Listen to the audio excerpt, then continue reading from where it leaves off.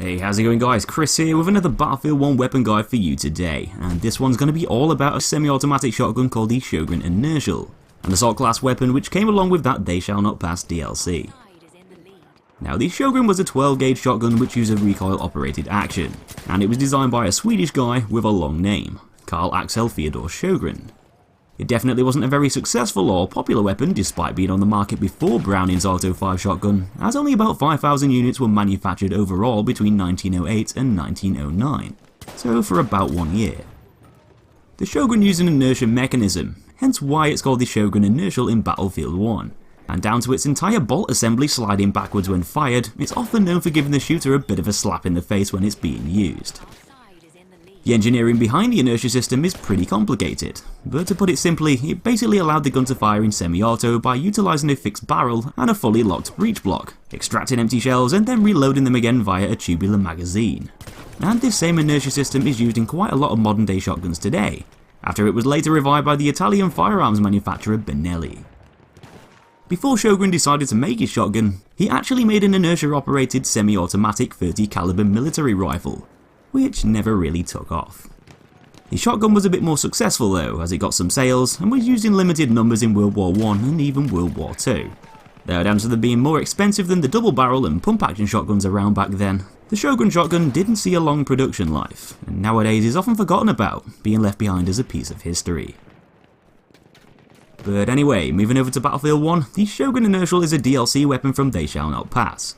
So you're going to need to either get the DLC or be a premium member, and then get yourself 50 kills with the Model 10A Slug, along with 15 kills in a round with the M97. There's only one variant available, with that being the Factory, and being a Factory variant, this means that the gun's going to recover a tad quicker from recoil than the other non-Factory variants. So let's check out the stats. The Sjogren's going to deal the same sort of damage per pellet as the other shotguns, as each one's going to inflict 8.4 damage up to the range of 14 meters. This is then going to drop off pretty quickly, up to 21 meters, where those pellets are going to deal a minimum damage of 4.2 each, cutting the damage down by half. So basically, the damage and range per projectile that the gun blasts out is exactly the same as the Model 10A Factory and the M97 Hunter variants. All of the shotguns in the game so far deal the same amount of maximum and minimum damage values per projectile, with some having slightly better or worse range than others. But of course the main varying factor between the shotgun's damage output is all down to how many of those projectiles are being shot out with each pull of the trigger. In the Sjogren's case, it's going to fire 13 pellets, which equates to a total of 109 damage overall. More than enough to kill in one blast, as technically you'll only need 12 of those 13 pellets to connect for the shot to be a one-hit kill. If your opponent has already taken a bit of damage, then they're obviously going to go down a bit easier. Though as your enemy gets further away, just like with the other shotguns, it's probably going to take an extra shot or two to take them out, with the damage dropping off and with the spread of the pellets increasing as they fly through the air, making the Sjogren much more effective in those closer quarters. Because it only just about kills in one blast up close, this means that the gun isn't going to be quite as forgiving as the Model 10A or the M97, which are both going to fire more pellets and ultimately get the job done a bit more consistently. It also means that more skill is probably going to be required to kill quicker too, as your enemy literally needs to be in the centre of your sights up close so that enough pellets are going to land on target in order to kill them.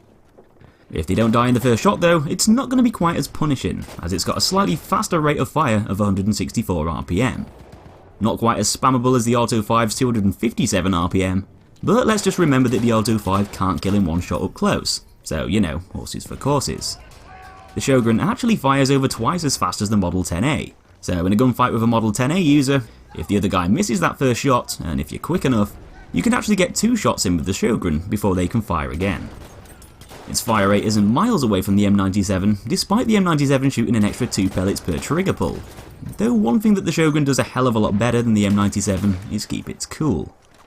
Instead of flying all over the screen after every shot, this Sjogren is going to remain fairly stable, with its vertical kick of 6 and horizontal kick of 0.5, which surprisingly makes it more accurate than the Auto 5, but with a teeny bit more upwards recoil and slightly more spread increase per shot, which probably isn't going to feel very noticeable.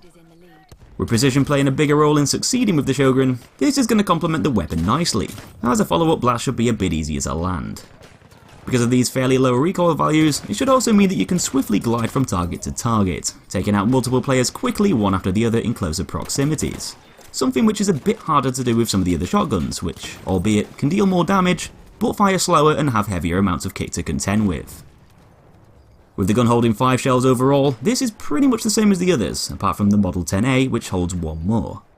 Because it's capable of killing in one shot, managing ammo shouldn't be too much of a problem, especially when compared to the 12G Auto, which essentially takes at least 2 shots to kill, meaning you can only really take down 2 enemies per reload, as opposed to a possible 5 with the Sjogren, which I should also mention reloads its shells slightly quicker too. So in conclusion, the Sjogren Inertia feels like it sits directly in between the M97 and the 12G Auto 5. It can kill in one shot up close, but not quite as reliably as the M97. Yet it should seem easier to control and quicker for firing follow-up shots with, but at the same time, not quite as fast as the Auto 5.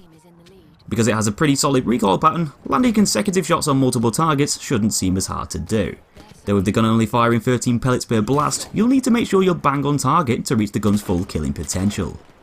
It might not pack the biggest punch of the shotguns, but if you fancy something with a bit more bite than the Auto 5, trading in some of its speed for power, then the Sjogren Inertial is a good option. The Model 10A and M97 might feel more consistent at killing, but so long as you stay on target, the Sjogren is going to allow for much easier follow-up shots when you're stuck in the middle of all the chaos.